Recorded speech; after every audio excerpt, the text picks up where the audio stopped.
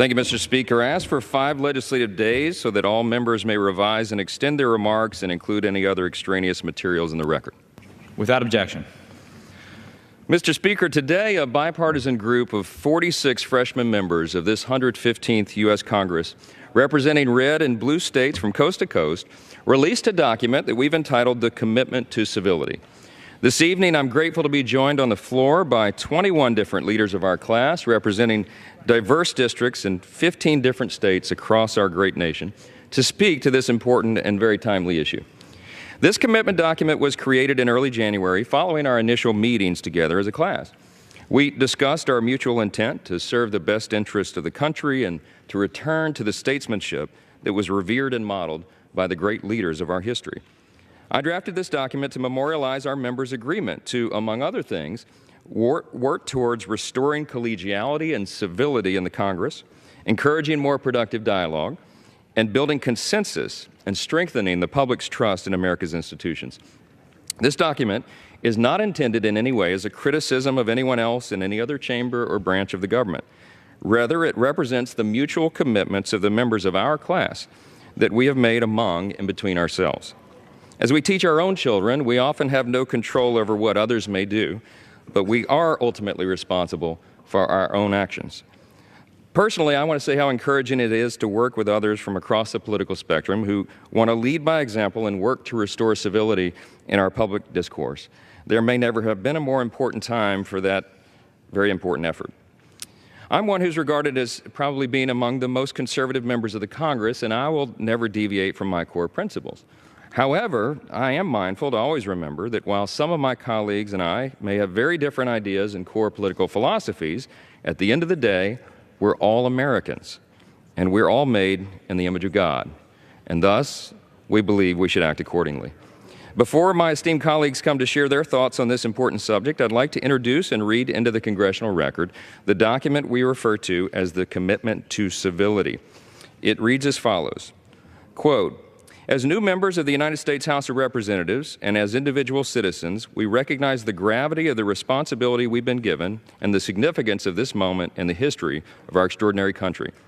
America remains the most free, most powerful, and most prosperous nation in all the world, and yet we face significant challenges. Among these challenges has been an increasing division in and coarsening of our culture, fueled too often by the vitriol in our politics and public discourse. One result has been a loss of trust in our institutions and our elected officials. We believe there's a better alternative. Although we represent both political parties and a wide range of individual views across the political spectrum, our common and sincere aims are to serve the needs and interests of the American people, to work with one another and the leaders of our respective parties, to encourage greater confidence in our institutions, and to set an example of statesmanship for the younger generations of Americans that will follow. To this end, we are dedicated to showing proper respect to one another and all others, encouraging productive dialogue, and modeling civility in our public and private actions.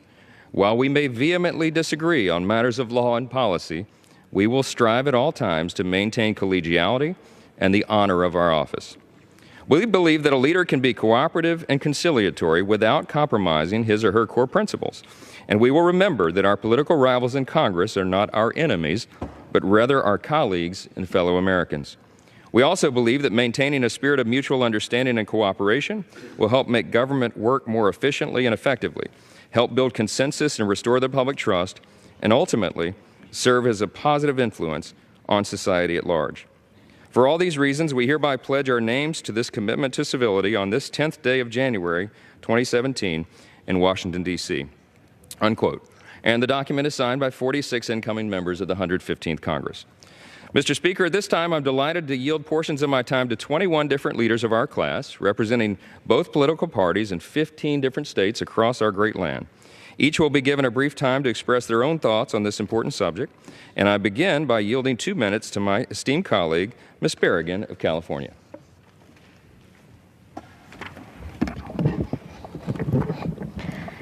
Thank you. I want to thank my colleague, Congressman Mike Johnson from Louisiana, for helping coordinate this effort. You know, when I got here to Washington for orientation, I will never forget, very early on, one of my colleagues, Congressman Jody Arrington from Texas, came up to me and he said, "I want to introduce myself," and he did. He was the first Republican that came up to me and said, I want to get to know you on a personal level. I want to be your friend because we're going to be working together. I have to tell you how impressed I was that somebody was reaching out across the aisle because they wanted to develop a personal relationship, knowing that we would be able to work together. Later on, I got to meet the rest of my colleagues at Harvard, where they have a bipartisan program that is a wonderful program, gives you an opportunity to help build these relationships, which I think is so important, especially today in our time.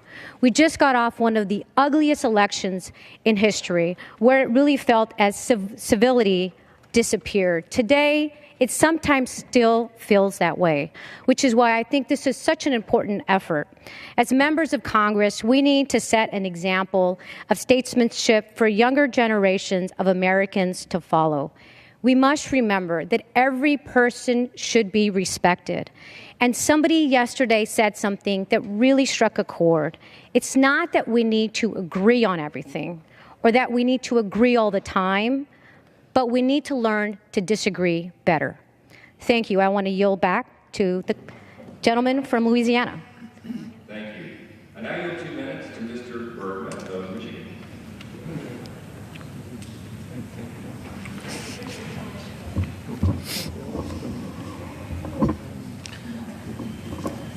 Mr. Speaker, I rise today to speak in support of the freshman class's commitment to civility. Before the Revolutionary War, a 16-year-old George Washington copied 110 rules of behavior out of his school book. The last of Washington's rules of civility, as they're now called, is this, quote, labor to keep alive in your breast that little spark of celestial fire called conscience, end quote. Conscience. That should be our guide in everything we do, both here in Congress and back home, for me in Michigan's 1st District. And conscience is why, as a member of the freshman class of the 115th Congress, I've made a commitment to open and civil debate. We are facing many challenges in our country, and the folks here and back in Michigan, all across the land, on both sides of the aisle, have many different ideas about where we need to be and what we need to do to get there. That's democracy at work. Being civil means that the best and most effective ideas have a real chance to be heard. If we truly desire to move forward as a country, we have to do it together. We must treat each other with dignity and respect. We must be civil.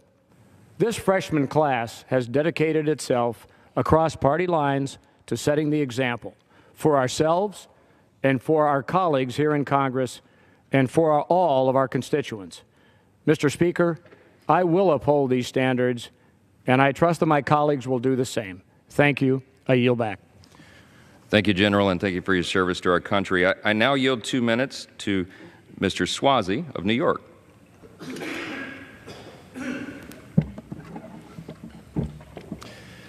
Mr. Speaker, I rise today in support of the freshman class's effort to encourage civility in this chamber and in our political discourse generally.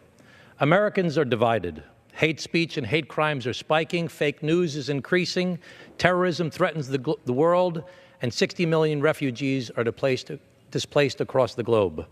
The public is convinced that elected officials don't seem to get much done regarding the shrinking middle class, immigration reform, climate change, gun violence, and a whole bunch more.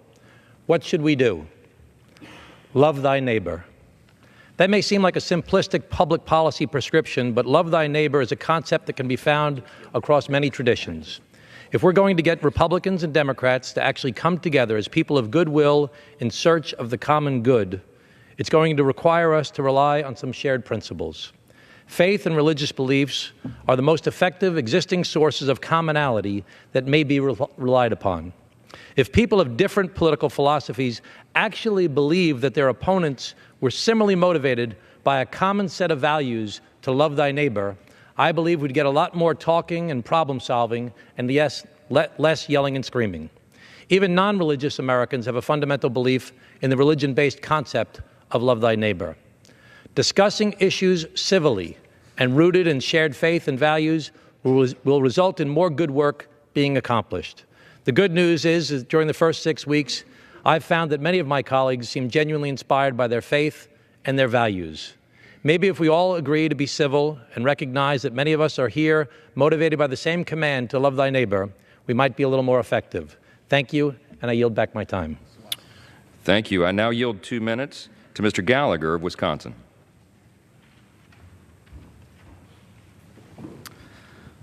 Thank you, Mr. Speaker. I come from a place called Wisconsin. Besides having the world's best cheese and football franchise, we're known for being good neighbors. You may have heard of the phrase, Wisconsin nice. Well, that's a real thing, as any Bears or Lions or Vikings fan who's come to Lambeau Field and been greeted not with jeers, but with a welcome, it's good to have you, has found out. The disparity between how we do business in Wisconsin and how business gets done or doesn't in Washington, D.C. couldn't be wider. Well, I'm of the humble opinion that the world needs more of what we do in Wisconsin and less of how Washington, D.C. traditionally operates. At a time when politics seems more deeply divided than ever, further debased by an endless media cycle that rewards vitriol and scandal, at a time when faith in our basic institutions is diminishing, I think the overwhelming majority of the American people are looking for something better. They sent us here to fight for our ideas, not to demonize the other side in a cynical attempt to get on TV or fundraise. The American people voted against that, the politics of the past, which only seeks to divide us and stir up controversy. We can do better, we must do better, and that's why I salute all of my colleagues for joining in this effort. I believe we, the freshman members of the 115th Congress, can be different. I believe that through working together, we can break through the politics of the past and offer something better for the American people. I believe we can prove there's still room for civil, serious discourse in our political system. Now, a commitment to civility does not mean we're going to agree on everything. I expect there will be legitimate battles ahead, but let it be a battle of ideas, not political theater. I intend to come armed to that fight with all the weapons I have at my disposal, foremost among them my firm belief in my conservative ideas, and I don't expect to convert my Democratic friends, but I expect them to come armed with their ideas, and I intend to listen. And in that process of serious debate, maybe, just maybe, we'll learn something from one another and find ways to fix our nation's problems together. Imagine if we were able to do that. Well, I am looking forward to trying. Thank you, Mr. Speaker. I yield the rest of my time. Thank you. I now yield 2 minutes to Mr. Marshall of Kansas. Thank you so much, Mr. Speaker. I, too, am honored to be part of the 115th Congress, the freshman class, a group of people that want to work together. I think back to my campaign the last 2 years, and one of the most common concerns I had from people were, why can't people in Congress get along? Why can't you respect each other? And what I saw day after day was the left and the right yelling at each other, and the press throwing throwing gasoline on top of that fire. I remember growing up, my dad had a saying, if you don't have something good to say about somebody, then don't say it. And that's always something that I've taken to heart. And I think back to my 6th grade teacher, Mrs. Tyner, and on her word for the entire year was respect. She taught us to respect ourselves and respect each other. And that's what I would like to bring to the 115th Congress, is respect for each other, for each other's points of views, and never question someone's intentions or motivations. I believe in iron sharpening iron, and coming up with better ideas together. I believe in defining problems together, to talk about the problem, and then discuss solutions together. And the hope is that you and I, my friends across the aisle and down the aisle, together we can come up with better solutions for this country. I believe that national defense is not a Republican or a Democrat issue. I believe the economy is not a conservative or liberal issue. I think these are American issues that we need to fight to make better. And I certainly don't think that health care is a Republican or Democrat issue. My pledge is to work with civility, to work with respect toward my colleagues across the aisle and down the aisle, and look forward to truly making America a better place to live. Thank you, Mr. Speaker, and I yield back. Thank you. I now yield 2 minutes to Mr. Carbajal of California.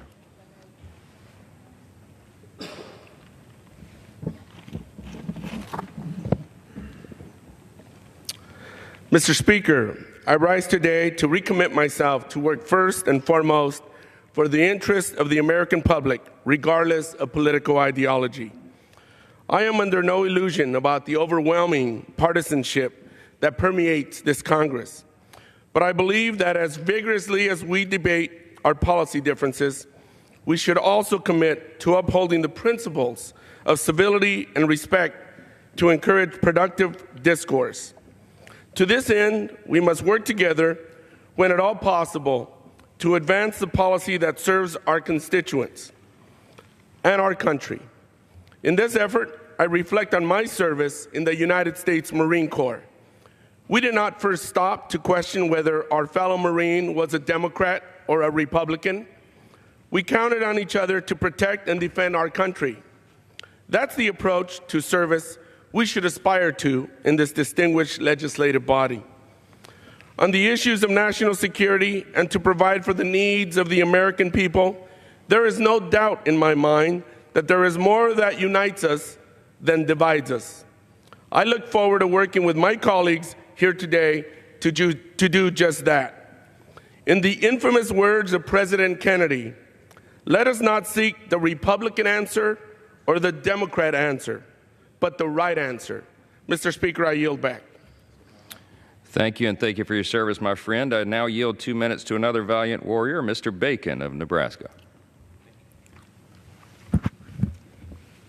Mr. Speaker, I rise today with my fellow freshmen in the 115th Congress and commit to civility. The 435 of us represent 320 million Americans. With a population that large and that diverse, we're going to have our differences. We're going to disagree with which direction the nation needs to go. With a free and open democracy, we all have that right. And vigorous discussions makes us stronger. However, despite our differences, we are all still Americans. And we want what is best for our country. And we must keep our debates respectful. We're all Americans first before we are Republicans, Democrats, Independents, and we can't forget this.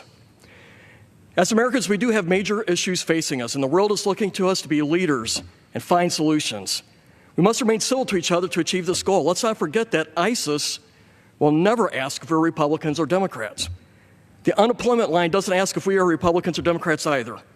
The federal deficit doesn't care if we're Republicans or Democrats. These are shared issues, and we're all in this together. Politics is a contact sport, or so I'm told. It's been that way since George Washington was president and Thomas Jefferson funded an opposition paper against him, all the while serving in his cabinet.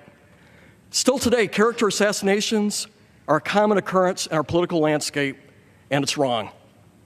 Americans are to find us when we work towards our common goals respectfully. I spent nearly 30 years in the Air Force, and during that time, I was fortunate to hold 5 commands. And it did not matter to me or our mission if a subordinate or a teammate was a Republican or Democrat. We fought in Iraq. We stood up missile defenses in Israel. We conducted missions worldwide as Americans, not as Republicans or Democrats. In the Air Force, we were all Americans, we were all airmen, and we all had one common goal. We need more of that on Capitol Hill.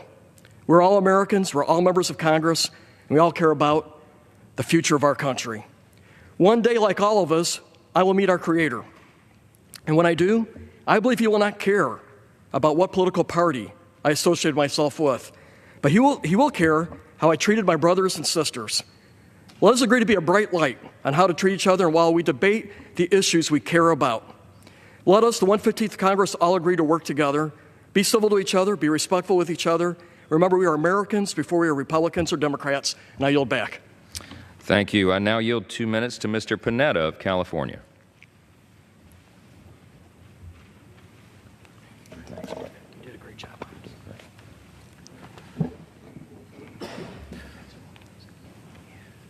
Thank you, Mr. Speaker.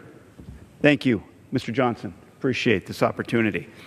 Mr. Speaker, today I rise to discuss our commitment to civility, a promise that I have made to my constituents at home and a promise that I have made to my colleagues here in Washington, D.C. Prior to my being sworn in, during my campaign of 2016, the number one question I received from the people in my district on the Central Coast of California was, why would you want to go to Washington, D.C. right now? I heard that over and over and over. I heard that people were dissatisfied with the dysfunction in Congress. I heard that they were disgusted with the partisanship of Congress. I heard that they were disheartened with our system of government. And I believe that it's that sentiment that led to the denouement of November 8th. I admit I was disappointed by the presidential election. And I believe that partisanship that was displayed during that election continued in Washington, D.C. And it started when I got here for new member orientation. When we got here, the freshmen, Republicans and Democrats, we were automatically split up. I did not get to know my fellow Republican colleagues, freshmen, here in D.C. It wasn't until we went on to Boston and Virginia that we actually took time to get to know each other, where they were from, and what they were about. And what I can tell you, the thing that I say that gives hope to so many people, is that my freshman class heard the exact same things during this past election. That it is time that we get things done and that we do it together. Now, I believe that once we get past these turbulent times at this point, I do hope, and I will work on issues that affect our country, be it immigration reform, investment in our infrastructure, and ensuring that our health care is not just accessible, but affordable. But I also realize, as many of you, that that's easier said than done. Yet I believe that to get things done in Congress, you have to treat it like a marathon and not a sprint. And I believe that we begin this race by building relationships. My predecessor, Congressman Sam Farr, spent 23 years representing the place I call home on the Central Coast of California. He will tell you that for most of that time, he was in the minority. Yet he was able to get numerous things done. And he will tell you that the way he was able to do it is by relationships with Democrats and Republicans. I can tell you that Sam's predecessor would say the exact same thing. And I can tell you that Sam's predecessor and his 3 roommates, who I was able to live with back in the 80s, would all say the same thing. That it is the personal chemistry amongst people here in Washington, D.C. that will lead to our ability to compromise professionally. That is what we must develop. That is why I am honored and pleased to enter into this commitment of civility, for that is the first ingredient to that chemistry that we must strive for. And I believe that this commitment that we have all taken to each other, to our communities, and to our country, that will lead to our constituents' confidence, not just in Congress, but in our democracy. Thank you, Mr. Speaker. Thank you. I now yield 2 minutes to Mr. Lewis of Minnesota.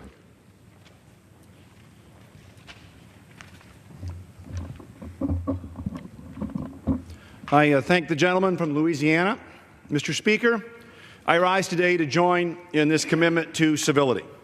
And first off, I want to thank all of my freshman colleagues on both sides of the aisle for participating today and going through the orientation and getting to know one another. It was a wonderful experience. I had the pleasure to talk with many of them over the last few weeks, and they share many of the same goals as I do, as this entire body does.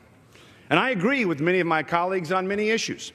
I can safely say I also disagree with some of them on a few issues.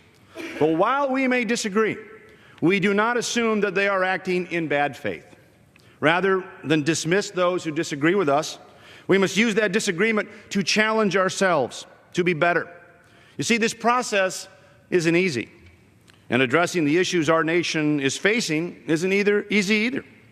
In fact, I would argue our ability to get things done, why we were sent here, rests on the ability to participate in productive political dialogue and discourse.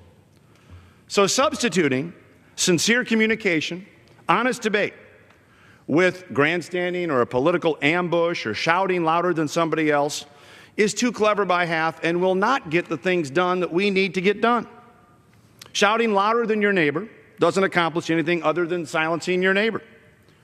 In fact, that's not progress.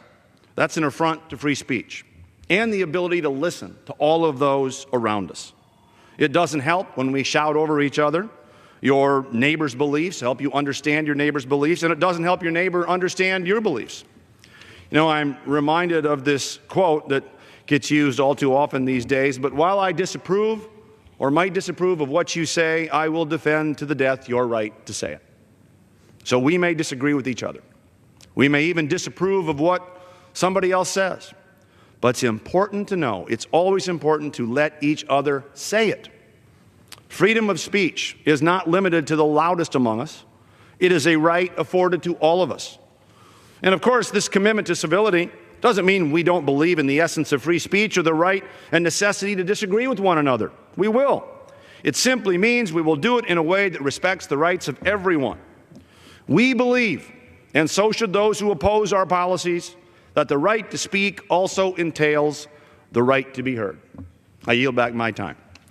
Thank you. I now yield 2 minutes to Ms. Tenney of New York.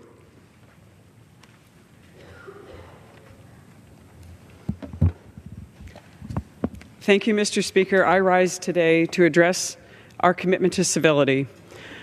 Let me quote, "Civility is not a tactic or a sentiment. It is the determined choice of trust over cynicism, of community over chaos." President George W. Bush spoke these words at his first inaugural address in 2001. It was a time for new beginnings then, and it's a time for new beginnings now. I cannot think of a more well-intentioned way to begin the 115th Congress than to join my awesome freshman class from both sides in committing to work together civilly to unify and further strengthen our great nation. Through this commitment, we promise to put people before politics, to thoughtfully advocate for the needs of our communities, and to renew confidence and trust in our political system. Although we may disagree on a number of issues, this commitment we make to each other today ensures that we will work together to always promote a positive and constructive discourse in our critically important work as representatives of the American people. This job is not about any one of us individually, but about the hundreds of thousands of people we represent throughout our districts. As a representative of the People's House, we are expected to provide positive leadership, a strong voice, and to set the example for American people. The ability to agree, to disagree, and to voice our differences is a critical part of the unique freedoms we cherish as Americans, but we must always do so respectfully. But we must also do so respectfully. Malicious discourse is a disservice to those who risk their lives to fight for our freedoms and everything that our great nation stands for. It is truly unfortunate that the tone of political discourse throughout our nation has become so contentious and hostile. It's detrimental to fostering an open and productive dialogue and the unity of our nation. The commitment our class makes today solidifies this promise to work together peacefully to provide leadership and inspiration to the American people while further promoting the freedoms and individual rights that make our nation the greatest in the world. We must look at 2017 positively as a time for new beginnings. In the wake of new leadership, we are provided with a new opportunity for a fresh start and the chance to advance our shared mission of putting the American people first. It is my hope that our efforts of our great freshman class today, and I argue could be one of the greatest of this august body's history, will inspire people throughout the nation to turn towards civility and to always treat each other with respect despite our differences. Thank you to my freshman colleagues who have almost all have accepted this particular commitment, and I especially would like to thank the gentleman from Louisiana for leading us on this very important issue. I yield back. Thank you. I now yield 2 minutes to Ms. Blunt Rochester of Delaware. Thank you to the gentleman from Louisiana. Mr. Speaker, I rise to add my voice to the chorus of new members of the 115th Congress. It is fitting that we make this commitment on Valentine's Day. It's a holiday to show appreciation and also love. And I think that's what this is really about. It's about our love for our country and our love for our friends and families and neighbors. It is also about civility. And to me, civility is not about the what. We can all disagree on the what. Civility is about the how. It's about our tone. It's about our tenor. It's about the words that we choose to use, and it's about respect. As freshmen, our class is special. I feel we are special, just like our Claudia said, we are actually awesome. And it was really telling that at one of our retreats, orientations, we came together and we asked if we could just be alone, no staff, no one else in the room, just us. And we actually said, let's try to find common ground. Who here has a port? Who here has served in public life? Again, our goal wasn't to find ways to divide, but to find ways to come together. If we expect civility from others, including our children, then we need to model it. Our signatures on this document show our commitment to civility, caring, and most of all, to getting things done. That's what America wants, and that's what America deserves. I yield back my time. Thank you. I now yield 2 minutes to Mr. Smucker of Pennsylvania. Thank you to my colleague from Louisiana. It's an honor to represent the people of Pennsylvania's 16th Congressional District and to serve the community in which I grew up. I was very pleased a few months ago to come to Washington and join the new member orientation. It was a great opportunity for all of us to meet our new colleagues on both sides of the aisle. And I must say, as has already been mentioned, I was impressed. As we got to know one another and talk about our vision for this upcoming Congress, we all agreed we wanted to work together as much as possible. We decided we wanted to work to find common ground. Today, across Pennsylvania and across America, finding common ground between Republicans and Democrats looks and sounds nearly impossible. We here in Congress may disagree on the issues. We may disagree on the solutions. But that's good. That's good because the purpose of this chamber is to be a deliberative body. And it's good because collectively we represent a wide range of issues across the political spectrum. We're supposed to. And in fact, we're even expected to disagree. But we must always do so in a civil and a respectful manner. We must understand that while we may disagree on the issues and solutions, we share, all of us, the common goal of serving our constituents and of improving their lives. We must understand that just because we may disagree with one another, that doesn't mean the other side is un-American or out to get us. Arthur Brooks, president of the American Enterprise Institute, calls this political motive asymmetry. Brooks says a majority of people in our country today who are politically active believe that they are motivated by love, but the other side is motivated by hate. Now, I know I might disagree with some of my colleagues, but I can tell you they're not motivated by hate. And if we're to be successful in this chamber and in discussions in our communities across the country, we must rid our discourse of this political motive asymmetry. Then we will be able together to find solutions more easily to the problems that we face. I'm hopeful that our freshman class, along with the rest of our colleagues on both sides of the aisle, will be able to do what is stated in our commitment to civility: make the government work more efficiently and more effectively, help build consensus and restore public trust, and serve as a positive influence on society at large. We here in Congress are charged with an enormous task.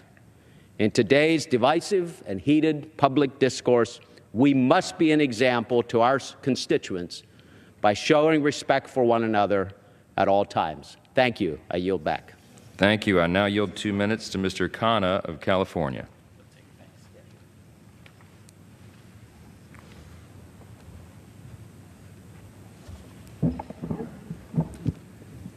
Thank you.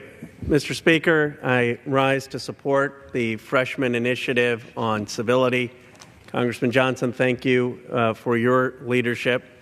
I want to echo the remarks of Congressman Swayze and Congressmember Rochester about getting things done.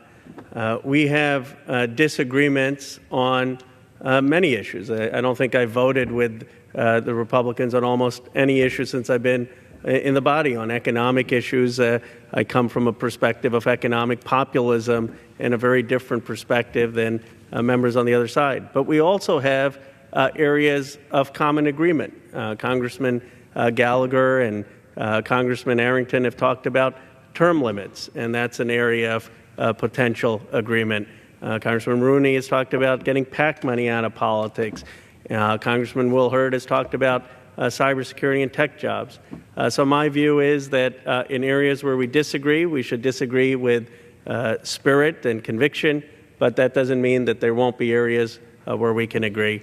And on a personal note, Congressman Fitzpatrick represents the district where I was born and where my parents are, so I have to be civil, certainly, to him and the other side. Thank you.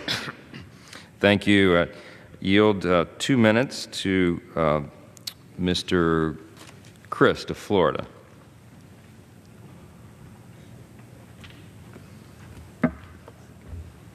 Thank you, Mr. Speaker. I rise to support this important document as well. Friends, we may have vastly different views on how best to create a more perfect union, along with different styles and different temperaments.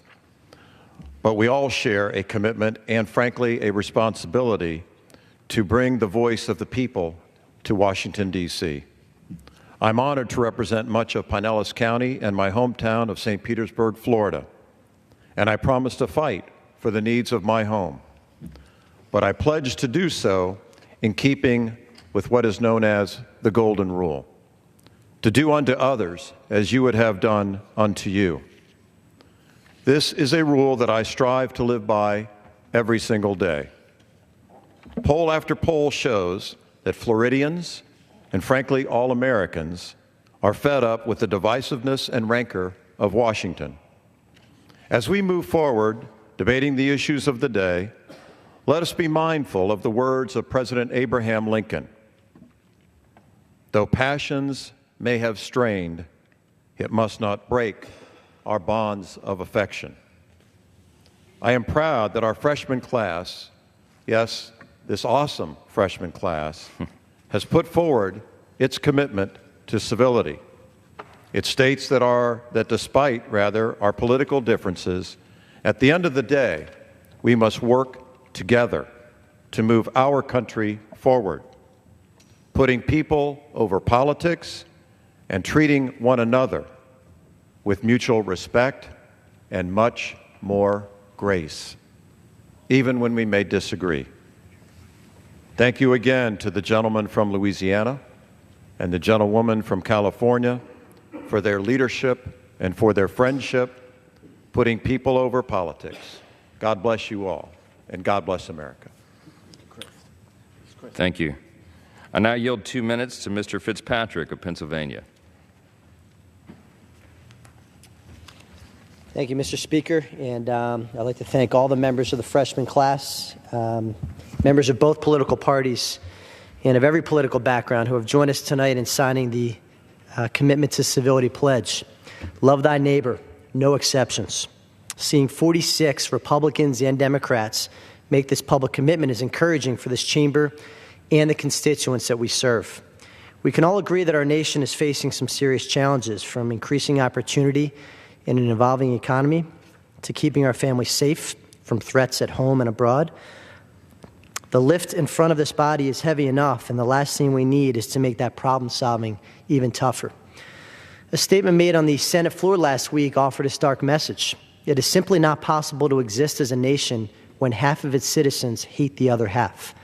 If we're willing to end friendships or block our family members because of Facebook posts, we are not heading in the right direction. Despite this incredible responsibility entrusted to each of us by those who we represent, this Congress has not been immune to the hardening of political division. However, we must not accept our current discourse as a new normal. And yet there is hope. There is hope because the members standing with me tonight and those who have joined our pledge are willing to say, first and foremost, we are Americans. And the person I may disagree with, even vehemently, is still an American. And just because someone has different viewpoints or policy priorities or a different letter next to their name does not make them our enemy. This Congress can and must play a part in restoring the civility and respect that makes productive dialogue possible. I'm not saying we'll agree on everything, but a spirit of mutual understanding, mutual respect, mutual cooperation is the bedrock for making our government and our communities work. Whether we are elected officials, moms, dads, neighbors, community leaders, or students, or anyone, we must remember that there is more that unites us than divides us. That's a commitment I'm willing to make my colleagues and constituents this evening. Again, I want to thank my colleagues from the gentleman from Louisiana, the gentlewoman from California for all their work, and I look forward to working with our awesome freshman class going forward. Thank you.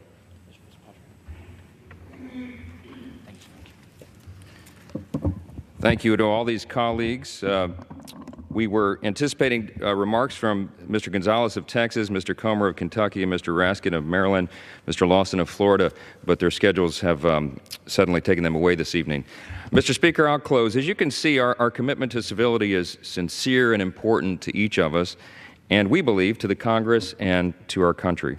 As we said at the outset here, there may never have been a more important time for a commitment like this.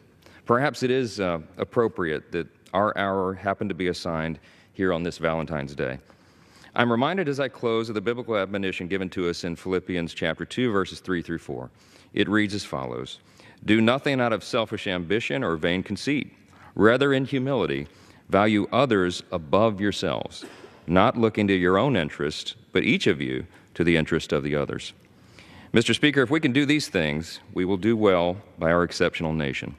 I thank all of my esteemed colleagues for participating tonight, all those who signed this commitment, and I thank you, Mr. Speaker, and I yield back the balance of my time.